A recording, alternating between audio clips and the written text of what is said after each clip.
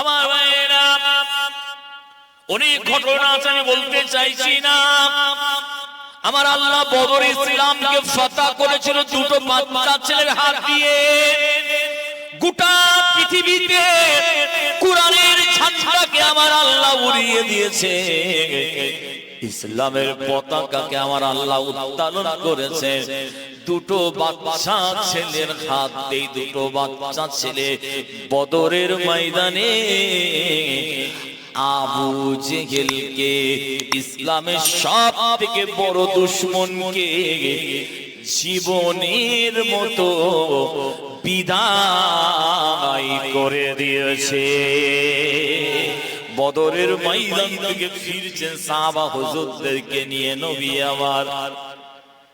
সাহাবা হুজুররা বড় ক্লান্ত হয়ে গিয়েছেন, পিপাসায় সব কাতর হয়ে যাচ্ছে, পশুগুলো হাঁটতে পারছে না গো বাবা। ও ভাইয়েরা, এই চামড়ার চোখে দেখে এসেছি, আজও রয়েছে ওই কুয়াটা। ওই কুয়াটার নাম পীরে শেফা। ওই কুয়াটা আজও রয়েছে গো বাবা। আল্লাহ নবীর কাছে খবরটা গেল, ইয়া রাসূলুল্লাহ, পিপাসায় সব কাতর হয়ে যাচ্ছে, পশুগুলো হাঁটতে পারছে না, সাহাবারা সব ক্লান্ত হয়ে গিয়েছে। আল্লাহ নবী বললেন, বাবা সাহাবারা, তাহলে এই জায়গাটা একটু দাঁড় করিয়ে দাও, এই জায়গাটা একটু আমরা অপেক্ষা করি, রেস্ট নি বাবা। বাবারা, এই আশেপাশে কোথায় পানি পাওয়া যায় কি দেখো বাবা।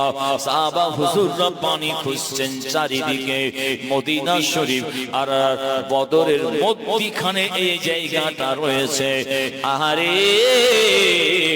চারিদিকে পানি খুঁজছে, পানি খুঁজে খুঁজে কোন জায়গায় পানির সন্ধান পাওয়া যাচ্ছে না।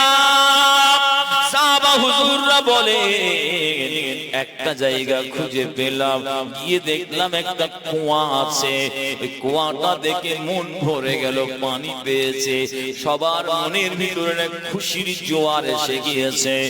আহারে, এবারে কুয়াতে রশি বেঁধে বালতি নামিয়ে যখন পানি তোলা হয়েছে পান করা হবে বলে, ওই কুয়ার পানিটা এত লবণ যুক্ত, এত নুনটা, ওই কুয়ার পানিটা মানুষ তো দূরের কথা, কোনো পশুরাও পর্যন্ত পান করতে পারবে না। এত লবণ যুক্ত পানি। সমুদ্রের পানি দেখেছেন আপনারা? সমুদ্রের পানি মিষ্টি না লবণ যুক্ত? লবণ যুক্ত পানি গো বাবা। ওই পানিটা পান করার মতো উপযুক্ত নয়। আমার নবীর কাছে খবর আসলো, ইয়া রাসূলুল্লাহ, খুঁজে খুঁজে একটা কুয়া পাওয়া গিয়েছে। ওই কুয়া পানিটা এত লবণাক্ত, মানুষ তো দূরের কথা, কোনো পশুরাও পান করতে পারবে না।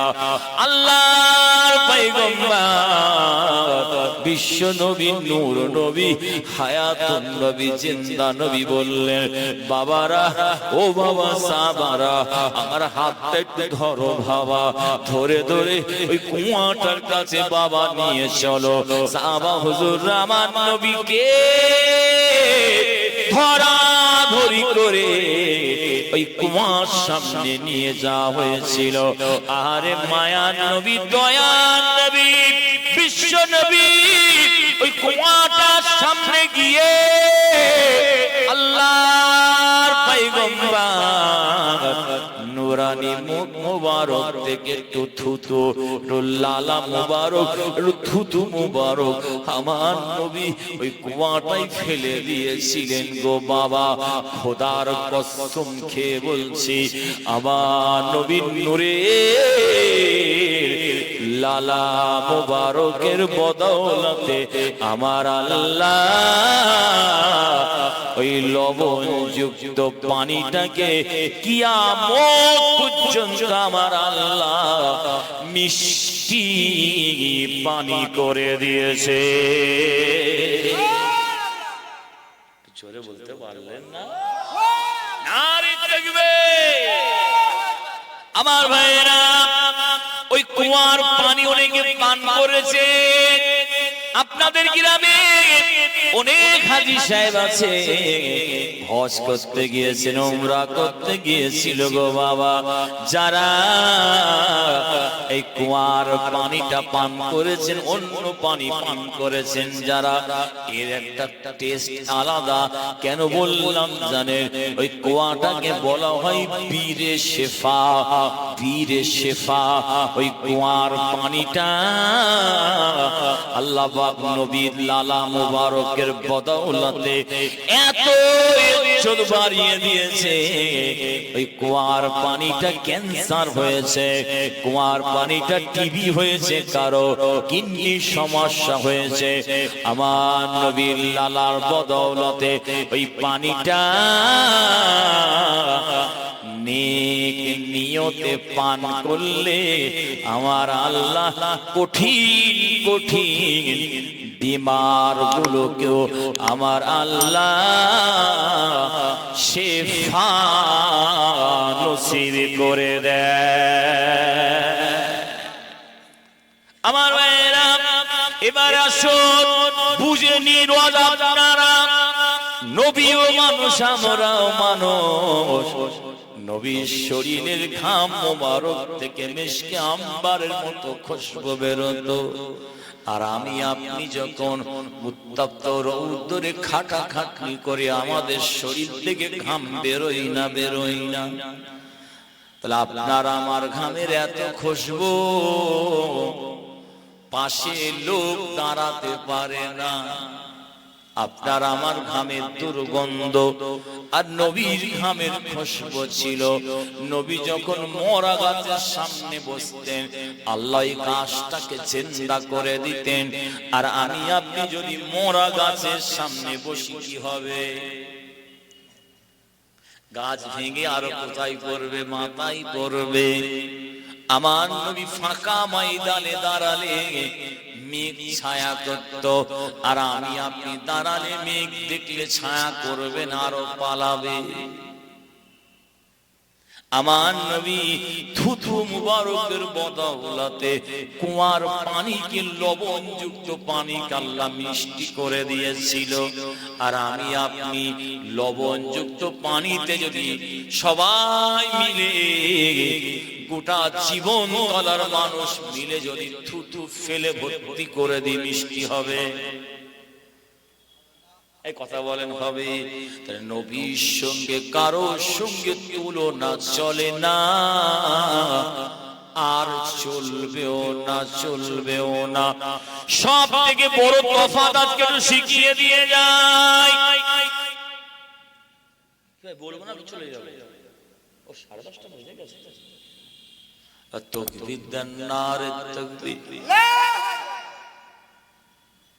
আমার ভাইরা, বিশ্ব নবী দেওয়ানারা, ও তরুণ দাদা, যুবকেরা, ও বাবুনেরা, আমি আপনি যখন ঘুমিয়ে পড়ি গো বাবা, হাদিস শরীফে এসেছে, ইয়া নামু আইনাহু লা তানামু কলবাহু। আমি আপনি যখন ঘুমোই, খুব ভালো করে শুনবেন। কোন খবর থাকে কি ভাই বলতে পারবেন? ঘুম অবস্থায় কে কি অবস্থায় ছিল কেউ বলতে পারবেন? ঘুমকে আমার নবী বলেছেন নিসফুল মউত। ও ভাইরা, ঘুমকে আমার আল্লাহ মৃত্যুর অর্ধেক করে দিয়েছে, 50% করে দিয়েছে, হাফ করে দিয়েছে গো বাবা। মানুষ মরে গেলে যেমন কোনো খবর থাকে না, আর আমি আপনি মরে গেল যেমন কোনো খবর থাকে না। ঘুমটাকে আমার আল্লাহ ওই মৌতের অর্ধেক করেছে, 50% করে দিয়েছে গো বাবা। আমি আপনি যখন ঘুমোই, আমাদের চোখটাও ঘুমিয়ে পড়ে, আর আমাদের অন্তরটাও ঘুমিয়ে পড়ে গো বাবা। কারণ ঘুম অবস্থায় কে কি হালত ছিল কেউ বলতে পারবেন?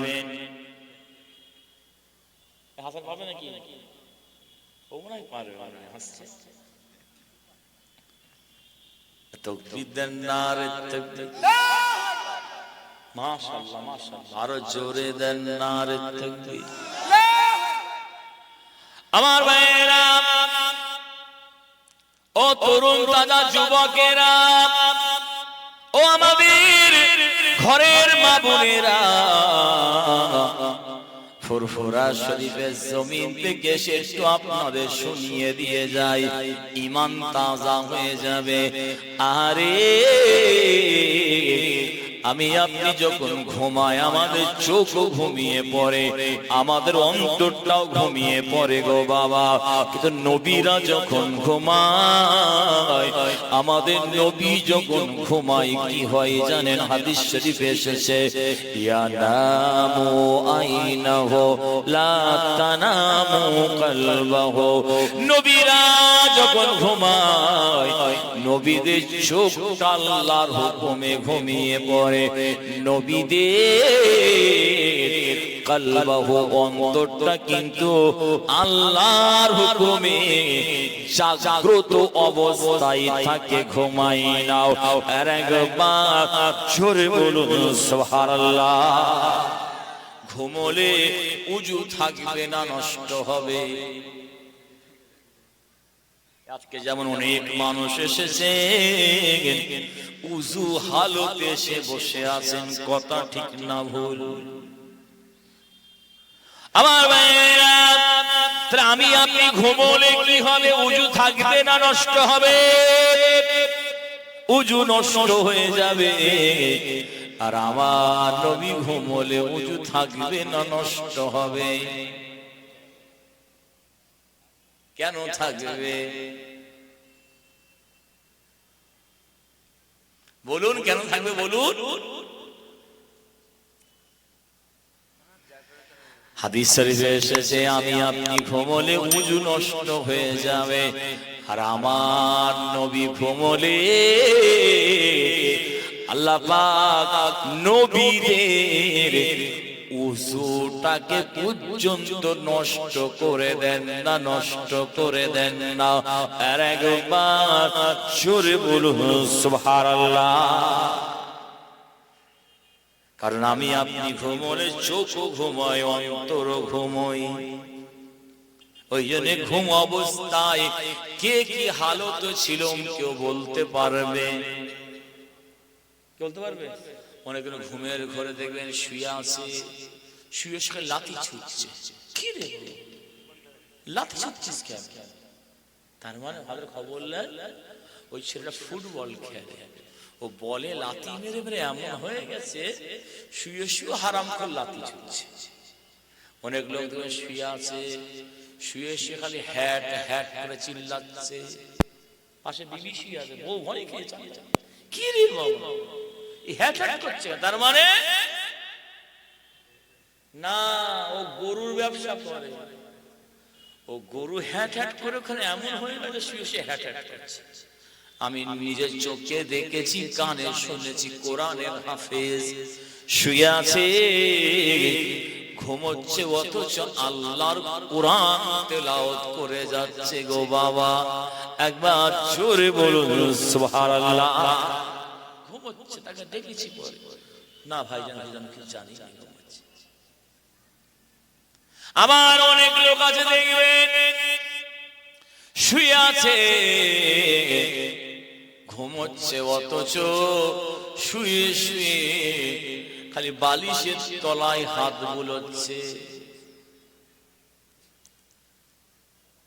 বুঝতে পারছেন কি বলছি? হ্যাঁ, তার মানে কি? কথা বলে না কেন? তার মানে ও মাল হচ্ছে বিড়িখোর। ও হারামখোর, বিড়ি খেয়ে খেয়ে এমন হয়ে গেছে, ঘুমের উপর খালি বিড়ি খুঁজছে।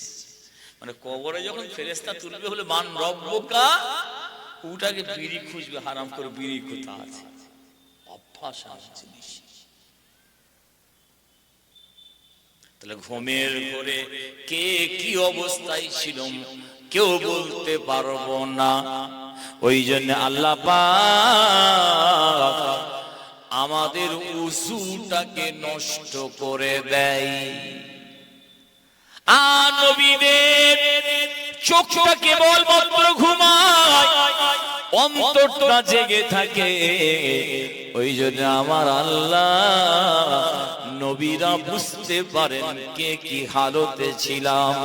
ওই জন্য আমার আল্লাহ নবীদের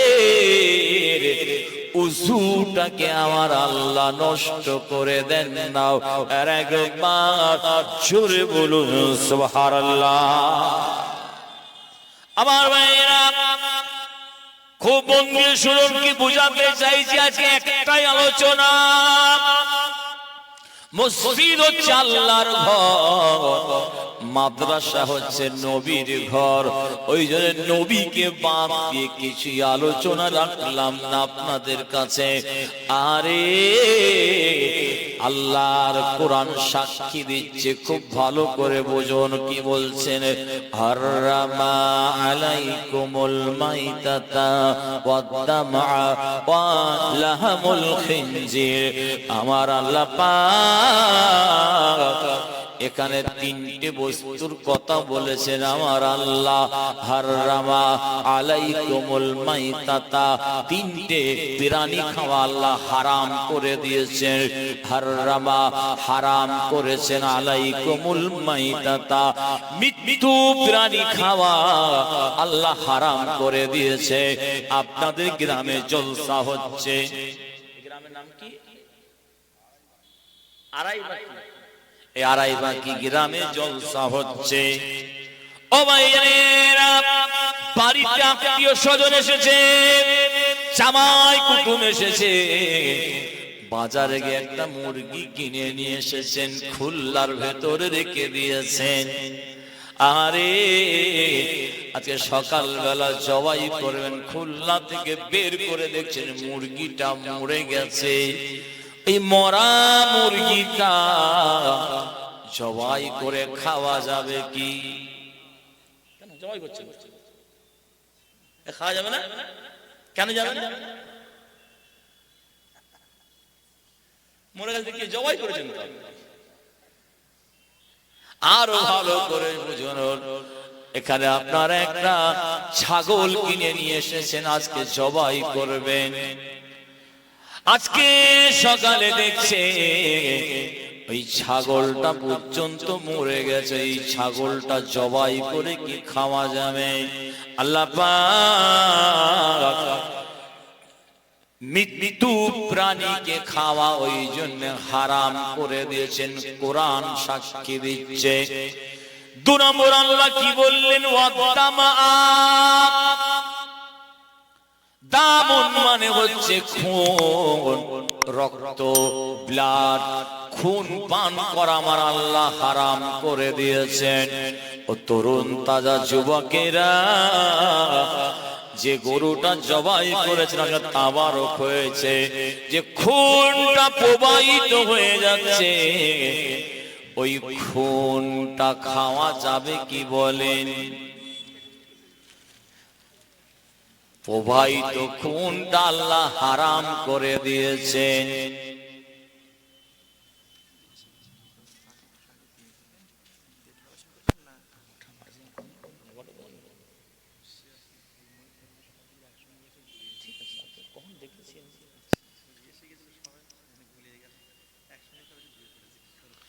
তকবীর দেন নারে তকবীর, একটু জোরে দেন নারে তকবীর। তাহলে খুন পান করা কি হারাম? লাহমুল খিনজির, শুকুরের গোশত খাওয়া হালাল না হারাম? হারাম। তাহলে খুন পান করলে জান্নাতে যাবে না জাহান্নামায় যাবে? সবাই বলুন জাহান্নামায় যাবে। অথচ আমার নবীর একজন সাহাবা হযরতে মালিক বিন সিনার, আমার দয়ার নবী খুন মুবারক হাতে করে ধরে পান করে নিয়েছিলেন। উহুদের ময়দানে নবীর দাঁত মুবারক শহীদ করে দেওয়া হয়েছিল জানেন?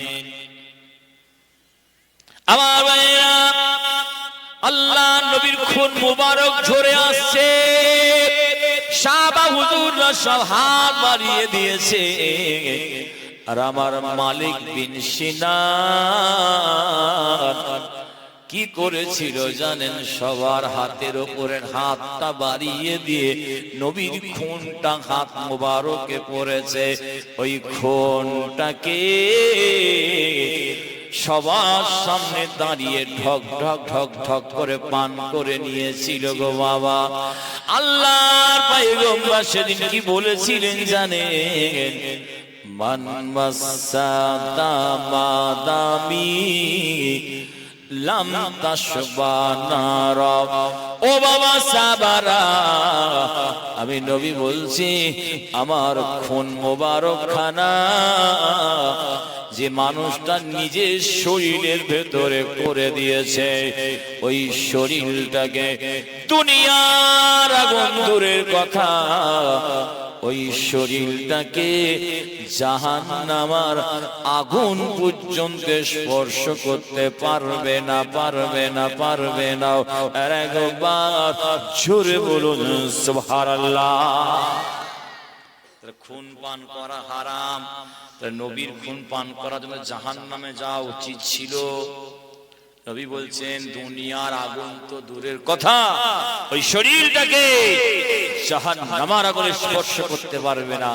এটাই বলতে চাইছি আপনাদের, এটা ছিল মাখসুসুল লিরাসূল, এটা ছিল মুহাব্বাতুল লিরাসূল, এটা ছিল আমার নবীর জন্য খাস। একবার জোরে বলুন সুবহানাল্লাহ।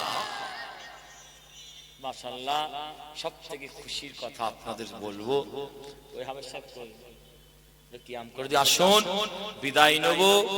হাফেজ সাহেবকে পাগড়ি দেওয়া হবে, তার আগে সকলে দাঁড়িয়ে একটু সালাম পৌঁছে দিয়ে নেবে।